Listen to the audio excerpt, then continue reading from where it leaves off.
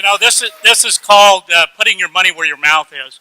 When I come and do these things and do them live, and then you don't know what you're going to get.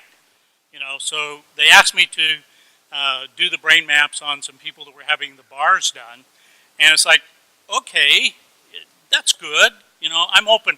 I'm always pushing the envelope. I'm on the front of the curve that's on the front of the curve. We have to look back to see where the cutting edge is. All I can tell you is when I saw the results, my jaw dropped. I was so astounded. And you got to remember, I've been doing this for 16 years. I have seen brains of every kind and all different kinds of conditions. This is the very first time that I've ever seen a brain do what we are about to show you. I mean, I was blown away. It takes a lot to blow me away. This blew me away. So why don't you tell them? Okay, so we didn't mention yesterday that one of the things we do is called bars, and it's 32 points on the head that are designed basically to delete file on your computer bank so that you can create a change in any way you want. So everything, you know, the bars are a soft touch. You put on particular points of the head. These release the thoughts, feelings, emotions, considerations, and attitudes you've stored in any lifetime. And the end result is, you know, worst case scenario, your whole life changes. Best case scenario, you feel like you had a great massage. So. We have several different databases, ways that we can look at this information, and that adds a level of credibility and reliability. And so I'm going to show you all the different ways that we measure this. So we take an EEG, we put the cap on their head, and we measured all 19 electrodes. We did eyes closed, brain on task. Then they did the bars, and then we did it again right immediately after. Put the cap back on their head, measured eyes closed, brain on task. And I'm going to show you what happened. This is a normal brain map. And so this one is before. This was, and you can see the red area that's lit up. That's the area that we identify as PZ. And it's showing that it's, you know, roughly 3 standard deviations above what would be considered normal. So they did, I think it was an hour and a half of running the bars, and then immediately after that we did it again. And here's what it looks like. Can you see a difference? Yeah, all right. So this was one measure that we were able to look at. Let's take another glance at something. It's called S-Loretta. And that stands for Scientific Low-Resolution Electromagnetic Tomography. But forget about that. Here's what it looks like. It came out showing us here, pointer down here where this little red line is, and this area is PZ. That's where it was lit up before. We have a different scale, and down here it's showing us that yellow is 3 standard deviations above what's normal. Well, we know it's at 2.7 hertz. It's in the delta range. So it's a low frequency, but down here it says it's 4.97. So it's almost 5 standard deviations above what is considered normal. It is off the scale of what we're seeing here. So here after is what it looked like. See, you can see the dark color here is the normal range. It's also saying that the change happened at 2 hertz. Okay, well that's all well and nice. There's another part that we look at here that is called the S-Loretta part here. And it gives us a triangulation. So we have what's called an x-axis, this black line here. Then the one pointing up in the air is a y-axis, and then we have a z-axis. So we get this triangulation. It's showing us exactly where. And you see this stuff here in the back of the brain. Well, that's PZ. That's where you just saw, you know, it all lit up. So here's the after. It's gone. It's gone. This doesn't happen in my world of measuring brains. Not in a matter of a few minutes. Now, being the scientist I am, that's not good enough for me. That's great, but I want to see it in action. You want to see it in action? For real? All right. So here's the brain, the area PZ that we're looking at there. And you can see the red coming in and out, that sort of thing. This is the playback of the EEG. So we've taken her eyes closed EEG, and we're now playing it back. So I went through and pulled out the pieces that I wanted to show, and they said, okay, make this little movie for me and show it. Now let's look at the after as well. Okay, so here's the after. All right, so that's the after. Let's go to the before.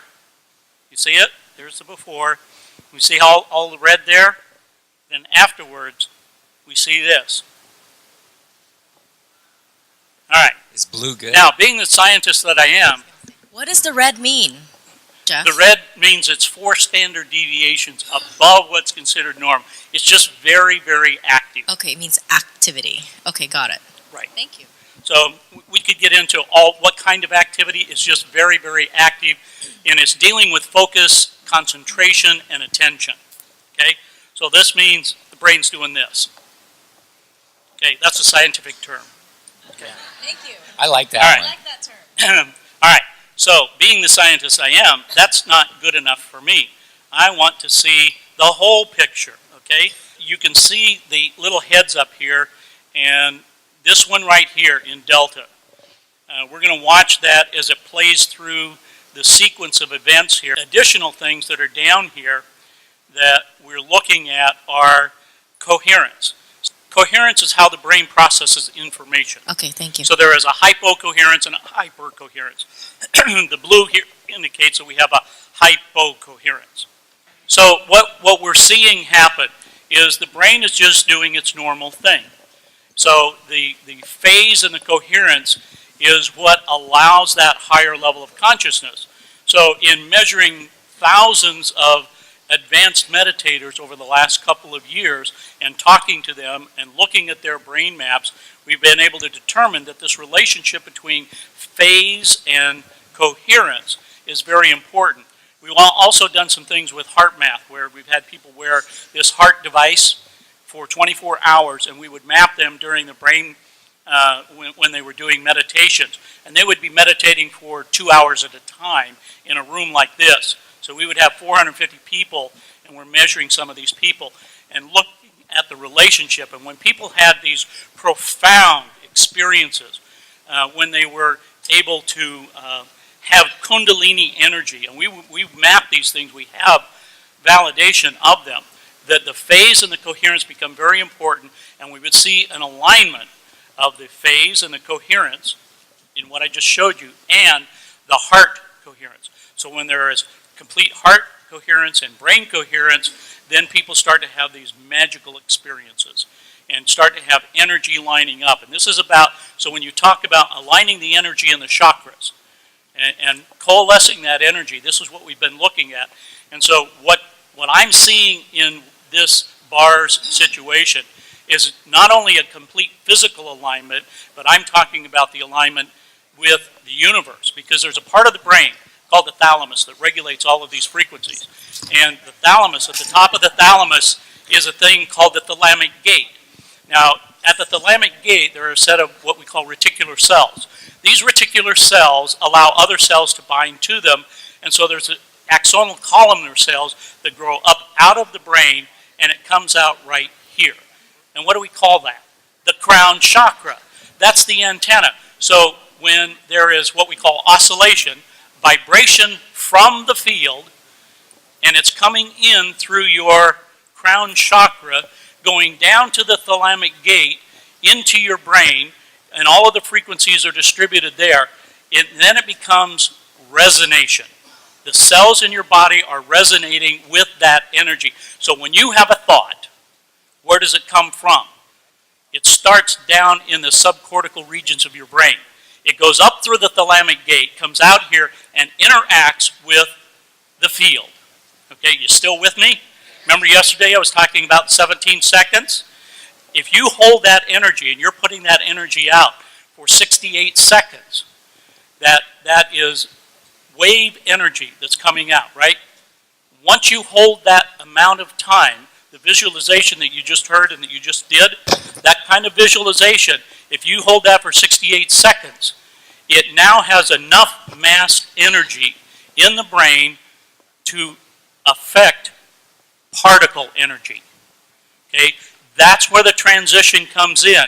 So the longer you hold these thoughts, the longer you work with them, whether it's visualization, mind movies, whatever your technique is, the power of that is absolutely astronomical. Now, to be able to coalesce that energy and to bring it together, and what I just showed you is absolutely possible. And I believe we only have, the one person that we processed so far. But as a scientist, I can tell you with what I've seen over the last 2 years and the thousands of people that I've worked with, this is absolutely amazing. And I'm sure that each and every one of you have the ability to harness this energy, to start working with that within yourselves, because it's not the magic of the science. The science just helps you let you know what is happening and how it's happening to you as an individual.